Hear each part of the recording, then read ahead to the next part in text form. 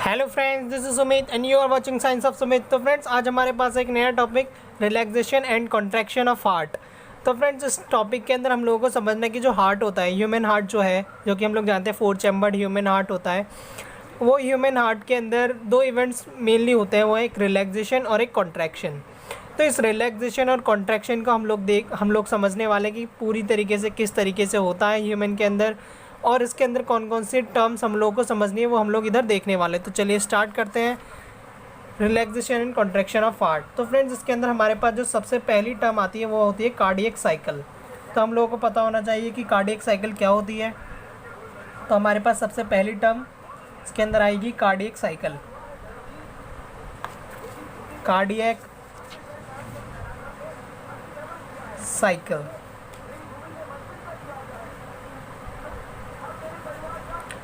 तो cardiac cycle क्या होता है? कार्डियक साइकिल एक तरह की एक साइकिल टाइप, जैसे कि हम लोग ने एक इवेंट स्टार्ट किया, कोई इवेंट है, उस इवेंट के बाद एक दूसरा इवेंट आता है, फिर तीसरा इवेंट आता है, चौथा आता है, फिर पांचवा इवेंट आता है।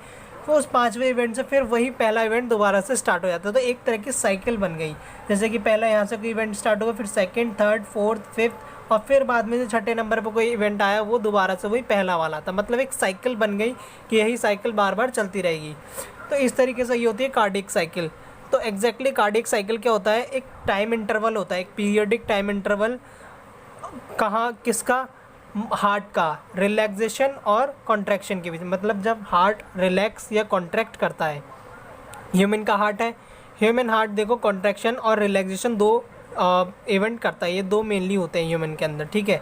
तो जब एक रिलैक्सेशन और दूसरे कॉन्ट्रैक्शन के बीच में जितने भी इवेंट्स होते हैं, जितने भी इवेंट होते हैं, वो सारे कार्डियक साइकिल के अंदर आते हैं। अब एग्जैक्टली कार्डियक साइकिल होती क्या है? एग्जैक्टली यही है कि एक डेफिनेट टाइम के बाद, एक डेफिनेट, एक पर्टिकुलर, एक स्पेसिफिक टाइम के बाद रिलैक्सेशन और कॉन्ट्रैक्शन होता है। कहाँ? हार्ट के अंदर। तो उसी को हम लोग बोलते हैं कार्डियक साइकिल। तो इधर हम लोग लिख लेते हैं कार्डियक साइकिल के बारे में। Periodic relaxation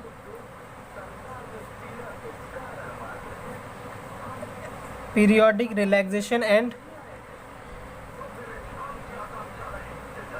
contraction of muscles of heart. क्योंकि हार्ट की मसल्स ही ये सारा फंक्शन करती हैं, इसलिए हम लोग इधर लिखेंगे मसल्स ऑफ हार्ट, ठीक है। तो हार्ट की जो मसल्स होती है, मतलब जो हार्ट है, वो एक रिलैक्सेशन और कॉन्ट्रैक्शन दो इवेंट करता है मेनली। कब? एक पीरियोडिक रिलैक्सेशन और कॉन्ट्रैक्शन होता है, मतलब एक डेफिनेट टाइम के बाद होता है, इसलिए इधर वर्ड आया पीरियोडिक। ऐसा नहीं कि कभी 4 सेकंड में हो रहा है, कभी 10 सेकंड में हो रहा है, ऐसा नहीं। एक डेफिनेट, जैसे 5 सेकंड, मैं एक एग्जांपल दे रहा हूँ। मान लेते कोई डेफिनेट टाइम इंटरवल कोई इवेंट होता है, 5 सेकंड बाद हो रही है, जैसे 5 सेकंड बाद, फिर 5 सेकंड, फिर 5 सेकंड, फिर 5 सेकंड। तो एक डेफिनेट चीज़ होती है, ठीक है। तो इसे कहते हैं पीरियोडिक। सेकंड टर्म जो हम लोगों को इधर समझनी है वो है हार्ट बीट। ये हार्ट बीट क्या होती है? Heart beat,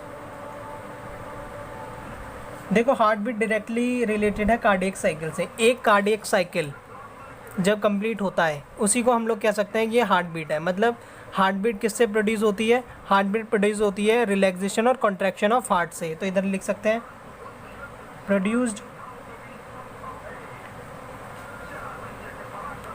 due to relaxation and contraction of heart. तो सिंपल यही है कि जब रिलैक्सेशन और कॉन्ट्रैक्शन जो होता है हार्ट का, उससे प्रोड्यूस होती है हार्ट बीट, ठीक है। अब देखो एक इम्पॉर्टेंट चीज़ इसके अंदर ये है, एक कार्डियक साइकिल, वन कार्डियक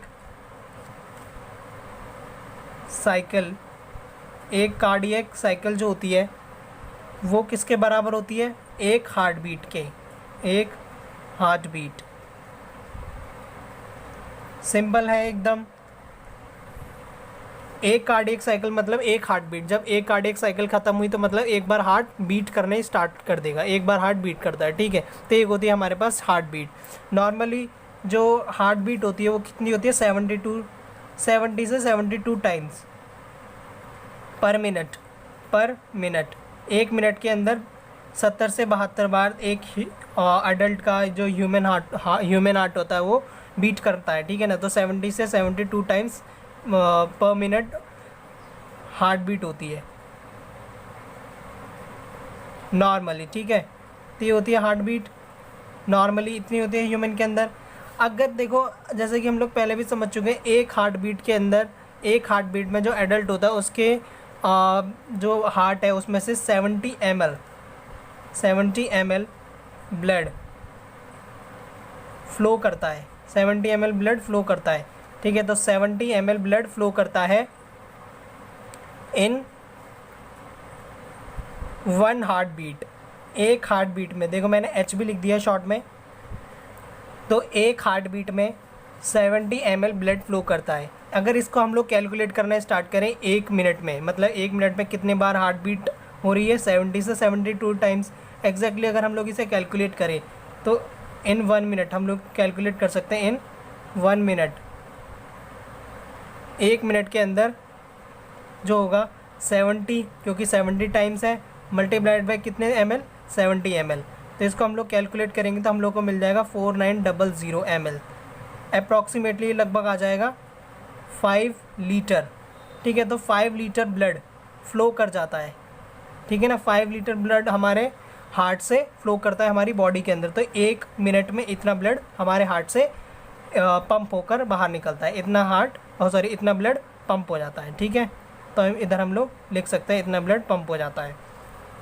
तो ये हमारे पास ये हार्ट बीट की इंपॉर्टेंट चीज़ हम लोगों ने इधर देख ली। इसके बाद हमारे पास थर्ड चीज़ आती है, वो होता है पल्स। पल्स क्या होता है, ठीक है। तो हम लोग इधर अब पल्स के बारे में समझना है, पल्स क्या होता है। देखो फ्रेंड्स, जो पल्स होता है ये हमारी आर्टरीज़ जो होती हैं, जब आर्टरीज़ के अंदर ब्लड फ्लो करता है, हमारी जो आर्टरीज़ हैं, जैसे हम मान लेते हैं आर्टरी है, इस आर्टरी के अंदर जब ब्लड फ्लो करता है तो वो ब्लड जब फ्लो करता है तो इसकी जो वॉल है, इस आर्टरी की जो वॉल है उसके ऊपर एक प्रेशर क्रिएट करना स्टार्ट कर देता है, ठीक है। जिसकी वजह से इस आर्टरी के अंदर क्या होती है, मूवमेंट होने लग जाती है। तो एक पीरियोडिक मूवमेंट होती है, मतलब एक डेफिनेट टाइम के बाद वो मूवमेंट होती है, तो उसी को हम लोग कहते हैं पल्स। तो पल्स क्या है, pulse is the periodic movement of artery due to periodic forceful movement of blood through it. मतलब जब एक पीरियोडिक टाइम के बाद, मतलब एक डेफिनेट टाइम के बाद ब्लड जब इसके अंदर से फ्लो करता है, ठीक है ना, उसकी मूवमेंट होती है, फोर्सफुल मूवमेंट होती है।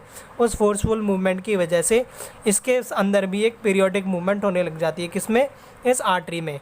उसी को हम लोग कहते हैं पल्स। तो पल्स के बारे में हम लोग लिख लेते हैं,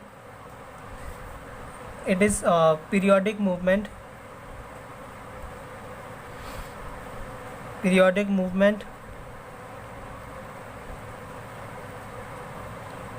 पीरियोडिक मूवमेंट ऑफ आर्टरी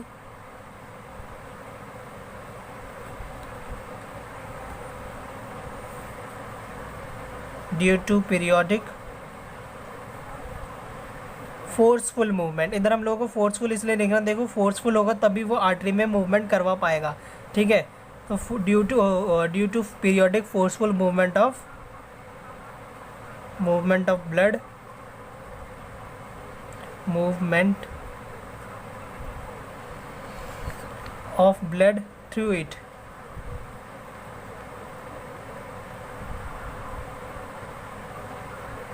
तो ये था हमारे पास पल्स। तो पल्स भी बहुत इजी था। इसके बाद हमारे पास दो छोटी छोटी टर्म्स आती हैं जो कि हमारे लिए आज आगे जो हम लोग मेन कॉन्सेप्ट समझने वाले हैं उसके लिए बहुत ज़्यादा इंपॉर्टेंट है। सबसे पहले हमारे पास सिस्टोल और सेकंड है हमारे पास डायस्टोल। तो ये दो टर्म हमारे पास है, एक है सिस्टोल और दूसरा है डायस्टोल। तो सिस्टोल और डायस्टोल हम लोगों को समझना है। देखो जो हम लोगों ने अभी तक बात करी है कि हमारे पास इधर कॉन्ट्रैक्शन है, रिलैक्सेशन है, तो कॉन्ट्रैक्शन और रिलैक्सेशन ही होते हैं सिस्टोल। सिस्टोल का दूसरा नाम ही होता है कॉन्ट्रैक्शन, ठीक है। इसी को हम लोग कहते हैं contraction of heart, contraction contraction of heart की जगह हम लोग लिख सकते हैं cardiac muscle, contraction of cardiac muscle, क्योंकि मसल्स जो होती हैं, कार्डियक मतलब हार्ट की मसल्स, हार्ट, जब भी वर्ड कार्डियक आए इसका मतलब हार्ट से कुछ ना कुछ रिलेशन है या हार्ट, ठीक है। और इधर हम लोग लिख सकते हैं relaxation, relaxation of cardiac muscle, ठीक है। तो हमारे पास ये सारी टर्म्स हो गई, कार्डियक मसल। अब हम लोग स्टार्ट करेंगे अपना मेन कॉन्सेप्ट जो हम लोगों को अब समझना है, जिसके लिए हम लोगों ने सारी टर्म्स जो थी हम लोगों ने देख ली। देखो इसके अंदर हम लोग कार्डियक साइकिल के बारे में समझेंगे, किस तरीके से कार्डियक साइकिल होती है, कौन कौन से इवेंट्स इसके अंदर आते हैं। इसको हम लोग बिल्कुल डायग्रामेटिक देखेंगे, एक डायग्राम भी देखेंगे। कार्डियक साइकिल पूरा समझना है। हार्ट बीट के बारे में हम लोगों ने इतनी चीज़ें देख ली, और ये इससे ज़्यादा हार्ट बीट के अंदर इंपॉर्टेंट भी नहीं है, ये चीज़ हमारे लिए बहुत ज़्यादा इंपॉर्टेंट थी। पल्स हम लोगों ने समझ लिया, इतना इंपॉर्टेंट नहीं है पल्स। इसके अंदर इंपॉर्टेंट क्या है, इसके अंदर इंपॉर्टेंट है हमारे पास कार्डियक साइकिल को समझना, ये बहुत ज़्यादा इंपॉर्टेंट है। हार्ट बीट के बारे में ये जितने भी टर्म हम लोगों ने चीज़ें इसके अंदर पॉइंट्स देखे वो सारे इंपॉर्टेंट थे।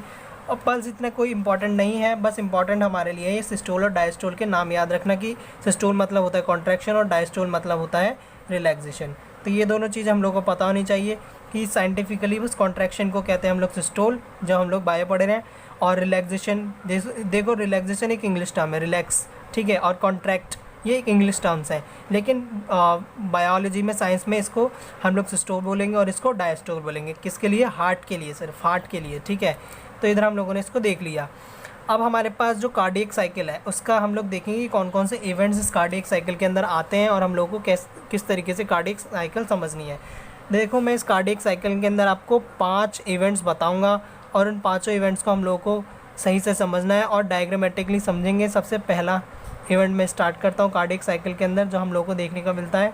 तो फ्रेंड्स सबसे पहले जो कार्डियक साइकिल के अंदर हमारे पास आती है वो है, देखो मैं इधर पहले सबसे पहले इन्हें न्यूमरेट कर देता हूँ, उनके नाम लिख देता हूँ कौन कौन से इवेंट्स इसके अंदर आने वाले हैं। तो सबसे पहला इवेंट हमारे पास आएगा लेट डायस्टोल, लेट डायस्टोल। देखो हम लोग इसको बिल्कुल डीपली समझेंगे, जिससे हम लोगों को बिल्कुल डायग्रामेटिकली समझ में आ जाए कौन कौन से इवेंट्स है। सबसे पहला लेट डायस्टोल होगा।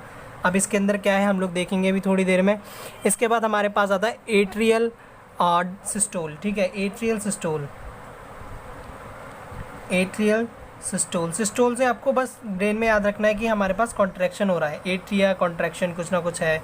अभी क्या है हम लोगों को थोड़ा सा समझना पड़ेगा। इसके बाद हमारे पास जो नेक्स्ट इवेंट आता है वो है हमारे पास आइसोवॉल्यूमेट्रिक वेंट्रिकुलर कॉन्ट्रैक्शन। अभी ये थोड़ा सा समझ में ना आए,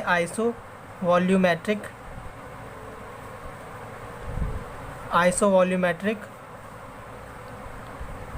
वेंट्रिकुलर कॉन्ट्रैक्शन।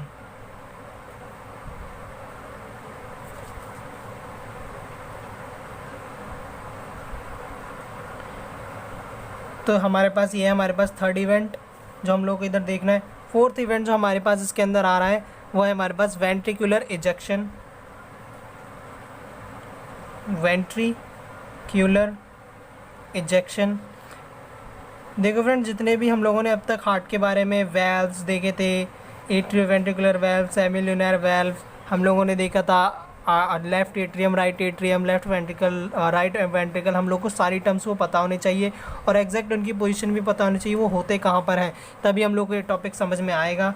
तो इसलिए अगर आपको नहीं पता है तो प्लीज़ पिछले वीडियो लेक्चर्स को देखिए और उन चीज़ों को समझिए, अदरवाइज़ आपको ये टॉपिक क्लियर नहीं हो पाएगा और आपको समझ में भी नहीं आएगा कि ब्लड फ्लो किधर से किधर कर रहा है, क्योंकि हम लोगों ने उधर ब्लड सर्कुलेशन देख लिया था, किस तरीके से ब्लड सर्कुलेट करता है हमारे हार्ट के थ्रू और किस तरीके से पंप हो जाता है, ठीक है। अब बस हम लोग इनकी पोजीशन को देखने वाले हैं, इस तरीके से कैसे इनकी इवेंट्स हो रहे हैं बस इधर देखने वाले हैं, ठीक है। अब इसके बाद हमारे पास जो लास्ट फेज़ आती है, जो लास्ट इवेंट है हमारे पास वो है आइसोवॉल्यूमेट्रिक वेंट्रिकुलर। यहाँ पे कॉन्ट्रैक्शन था, होगा रिलैक्सेशन। आइसोवॉल्यूमेट्रिक वेंट्रिकुलर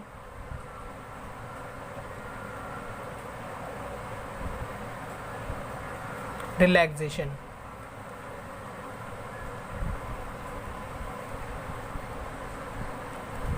तो फ्रेंड्स ये है हमारे पास 5 इवेंट जिनको हम लोगों को आज समझना है और देखना है। एकदम डायग्रामेटिकली देखेंगे, डायग्राम में आपको डिस्प्ले करता जाऊंगा, एक एक इवेंट का आपको समझ में भी आएगा एग्जैक्टली हो क्या रहा है। तो फ्रेंड्स स्टार्ट करते हैं कार्डियक साइकिल। कार्डियक साइकिल में सबसे पहला इवेंट जैसे कि इधर मैंने आपको दिखाया है, हमारे पास है लेट डायस्टोल। लेट डायस्टोल में हमारे पास क्या है कि जो हार्ट है, हार्ट के अंदर जो एट्रिया है और जो वेंट्रिकल्स होते हैं, हम लोग जानते हैं, हम लोगों ने डायग्राम देखा हुआ है और मैं इधर आपको डिस्प्ले कर रहा हूँ। तो जैसे कि आप इस डायग्राम में देख सकते हैं कि जो वेंट्रिकल्स और जो एट्रिया है, मतलब दोनों सेट जो है चैम्बर के, चाहे वो राइट वाला हो और लेफ़्ट वाला, दोनों के दोनों जो सेट है, मतलब दो चैम्बर्स के जो सेट होते हैं ना, 4 चैम्बर होते हैं हमारे हार्ट के अंदर, 2 एट्रिया और 2 वेंट्रिकल, तो 2 सेट हो गए ना, एक राइट वाला और एक लेफ़्ट वाला। तो दोनों के दोनों जो सेट दे रखे हैं हम लोगों को, वो दोनों के दोनों रिलैक्स पोजीशन में, कैसे हैं, रिलैक्स पोजीशन में है और वेंट्रिकल को धीरे धीरे बढ़ रहे हैं। देखो आप देख सकते हैं ना, डायग्राम में डायरेक्शन दे रखी है, साइड में देखिए जो डायरेक्शन दे रखी है कि वेंट्रिकल्स में ब्लड जा रहा है। जो एरो दिखा रहे हैं वो मतलब उसका कि वेंट्रिकल्स के अंदर एट्रिया के थ्रू ब्लड जा रहा है, ठीक है। तो लेट डायस्टोल का मतलब, डायस्टोल मतलब क्या होता है, रिलैक्सेशन, मतलब रिलैक्सेशन वाली कंडीशन है, लेकिन अब रिलैक्सेशन थोड़ी देर में ख़त्म होने वाला है, मतलब फिनिश होने वाला है। लेट इसलिए बोला है इसके अंदर, ठीक है। लेट मतलब रिलैक्सेशन की कंडीशन थोड़ी देर में ख़त्म होने वाली है, तो इसलिए इधर बोला गया है कि जो दोनों सेट है, वो दोनों चैम्बर की जो सेट है वो रिलैक्स पोजीशन में और वेंट्रिकल्स धीरे धीरे उनके अंदर ब्लड जा रहा है। मतलब ब्लड अब कहाँ पहुँच गया, एट्रिया से वेंट्रिकल के अंदर पहुँच गया। हमारा पहला फेज़ ख़त्म हो गया, पहला फेज़ यानी पहला इवेंट ख़त्म, लेट डायस्टोल। इसके बाद हमारे पास जो सेकंड फेज़ आ रहा है वो है हमारे पास एट्रियल सिस्टोल, ठीक है। तो अब हम लोगों को एट्रियल सिस्टोल समझना है। एट्रियल सिस्टोल में हम लोगों को समझ में आ रहा होगा, एट्रिया मतलब एट्रियम, जो हमारे पास राइट और लेफ्ट एट्रियाज हैं, ठीक है। सिस्टोल मतलब उनका कॉन्ट्रैक्शन, मतलब एट्रियाज क्या करेंगे, कॉन्ट्रैक्ट करेंगे। कॉन्ट्रैक्ट मतलब इस तरीके से फोर्स लगाएंगे, प्रेशर क्रिएट करेंगे, ठीक है, कॉन्ट्रैक्शन होगा, ठीक है। तब कॉन्ट्रैक्ट कर रहे हैं, कॉन्ट्रैक्ट करने से क्या होगा, जो अमाउंट ऑफ ब्लड, मान लेते हैं जैसे कि हम लोगों ने देखा कि पहले ही एट्रिया से वेंट्रिकल में ब्लड पहुंच चुका है, लेकिन कुछ अमाउंट ऑफ ब्लड अभी भी एट्रिया में बचा हुआ हो सकता है, तो उस ब्लड को वेंट्रिकल में पहुंचाना है। तो उस ब्लड को पहुंचाने के लिए क्या करना पड़ेगा, ज़्यादा प्रेशर लगाना पड़ेगा, ज़्यादा फोर्स देना पड़ेगा। वो कैसे लगेगा, जब एट्रिया कॉन्ट्रैक्ट करेगा। तो अब एट्रिया देख सकते हैं हम लोग डायग्राम में कि एट्रिया अब क्या कर रहा है, कॉन्ट्रैक्ट करेगा, एट्रियल कॉन्ट्रैक्शन होगा, जिसकी वजह से स्मॉल अमाउंट ऑफ एडिशनल जो बचा कुछ ब्लड है, जो एडिशनल ब्लड है, वो दोबारा कहाँ चला जाएगा, वेंट्रिकल में ऐड हो जाएगा, मतलब वेंट्रिकल के अंदर वो ब्लड भी पहुँच जाएगा। तो ये था हमारे पास सेकेंड फेज़। इसके बाद हमारे पास जो है वो थर्ड फेज़ है। थर्ड फेज़ में देखो हम लोगों ने सबसे पहले दोनों सेट जो थे उधर डायस्टोल था, मतलब रिलैक्सेशन की कंडीशन थी। उसके बाद कॉन्ट्रैक्शन हुआ किधर, एट्रिया के अंदर, दोनों एट्रियाज में कॉन्ट्रैक्शन हुआ। अब बोल रहा है आइसो वॉल्यूमेट्रिक, वॉल्यूमेट्रिक मतलब वॉल्यूम, ठीक है, आइसो मतलब सेम वॉल्यूम, मैट्रिक मतलब मेजरमेंट, मतलब जो वॉल्यूम है वो क्या है, सेम है, ठीक है। वेंट्रिकुलर, वेंट्रिकल्स में क्या हो रहा है, कॉन्ट्रैक्शन, मतलब वेंट्रिकुलर क्या होगा, कॉन्ट्रैक्शन, ठीक है। तो इस कंडीशन को थोड़ा हम लोग को ध्यान से समझना, देखो थर्ड कंडीशन और फिफ्थ कंडीशन हम लोग को थोड़ा ध्यान से समझना है, क्योंकि यहीं थोड़ा गड़बड़ हो जाती है और हम लोग को समझ में नहीं आता, क्योंकि इधर वेल्व्स की बात करी जाएगी, कौन सा वेल्व ओपन होगा, कौन सा क्लोज होगा, ठीक है।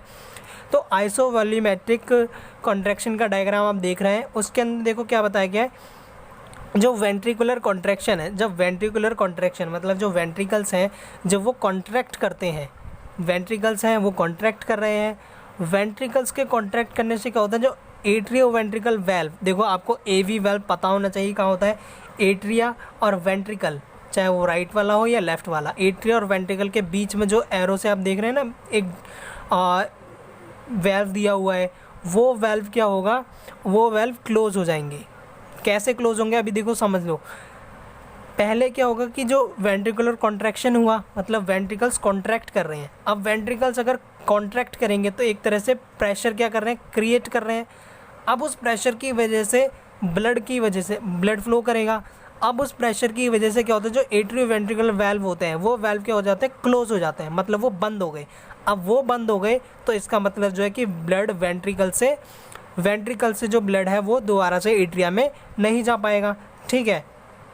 मतलब यहाँ पर क्या होता है, एट्रियो वेंट्रिकुलर वेल्व तो बंद हो जाते हैं, मतलब एवी वेल्व क्लोज हो जाते हैं। तो इस कंडीशन में हम लोग लिख सकते हैं, इस कंडीशन में हम लोगों को क्या देखने को मिला, इस कंडीशन में दो चीज़ें होंगी, एक तो एवी वेल्व जो है एट्रियो वेंट्रिकुलर वेल्व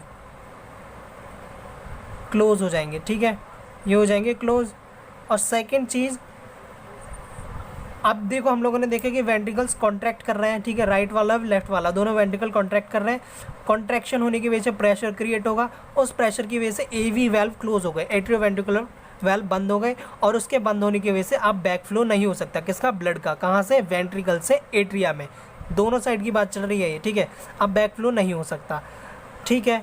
अब इसमें एक चीज़ और है कि वो इतना प्रेशर क्रिएट नहीं होता, किसके कॉन्ट्रैक्शन से? वेंट्रिकल्स के कॉन्ट्रैक्शन से इतना प्रेशर क्रिएट नहीं हो पाता कि वो सेमी लिनियर वाल्व को ओपन कर सके। मतलब जो सेमी लिनियर वाल्व है, जो एओर्टा और जो पल्मोनरी, मतलब जो लंग के अंदर ब्लड जाएगा और जो वेंट्रिकल्स के थ्रू जाएगा ना, वेंट्रिकल्स और लंग के अंदर जो ब्लड जाता है, ठीक है ना, वहाँ एक वेल्व लगा होता है जिसे हम लोग कहते हैं सेमी लिनियर वेल्व। तो उस सेमी लिनियर वेल्व के अंदर वहाँ पर ब्लड नहीं जा पाएगा क्योंकि वो अभी क्लोज है, उसको ओपन नहीं कर पाता, वो इतना प्रेशर क्रिएट नहीं कर सकता। तो ये था हमारे पास थर्ड फेज़। इसके बाद हमारे पास आता है फोर्थ फेज़, जिसे हम कहते हैं वेंट्रिकुलर इजेक्शन। अब इस वेंट्रिकुलर इजेक्शन में क्या होता है? वेंट्रिकल का जो प्रेशर होता है वो और ज़्यादा बढ़ने लग जाता है, मतलब वेंट्रिकुलर का कॉन्ट्रैक्शन और ज़्यादा होता है। उसके ज़्यादा होने से क्या होता है? प्रेशर और ज़्यादा बढ़ जाएगा, जैसे कि आप लोग डायग्राम में देख ही रहे हैं। प्रेशर इंक्रीज़ होने से क्या होगा? आर्टरीज़ जो है, ठीक है ना, उन आर्टरीज़ के अंदर जो है सेमी लिनियर वाल्व जो है देखो ओपन हो जाएगा, सेमी लिनियर वाल्व ओपन हो जाएंगे, जहाँ पे हम लोगों को डायरेक्शन दिख रही है ना कि ब्लड फ्लो कर रहा है अब, ठीक है। तो वहाँ पर ही हमारे पास सेमी लिनियर वाल्व दोनों एट्रियाज में, राइट वाले में भी लेफ्ट वाले में भी दिख रही है डायरेक्शन, ठीक है। तो वो वेल्व ओपन हो गए। उन वेल्व के ओपन होने की वजह से क्या होता है? वेंट्रिकल से ब्लड कहाँ चला जाएगा? अब आर्टरीज़ में जाएगा, ठीक है। जो हमारे सबसे पहले हमारे पास जो लार्ज आर्टरीज है उनके अंदर ब्लड चला जाएगा, मतलब यहाँ से ब्लड इजेक्ट हो गया। कहाँ से इजेक्ट हुआ है? लेकिन वेंट्रिकल से, इसलिए इसको बोला गया वेंट्रिकुलर इजेक्शन, ठीक है। देखो एग्जैक्टली हमारे पास अब फिफ्थ फेज जो है हमारे पास वो है आइसोवॉल्यूमेट्रिक ventricular relaxation. Isovolumetric ventricular relaxation में हमारे पास क्या हुआ?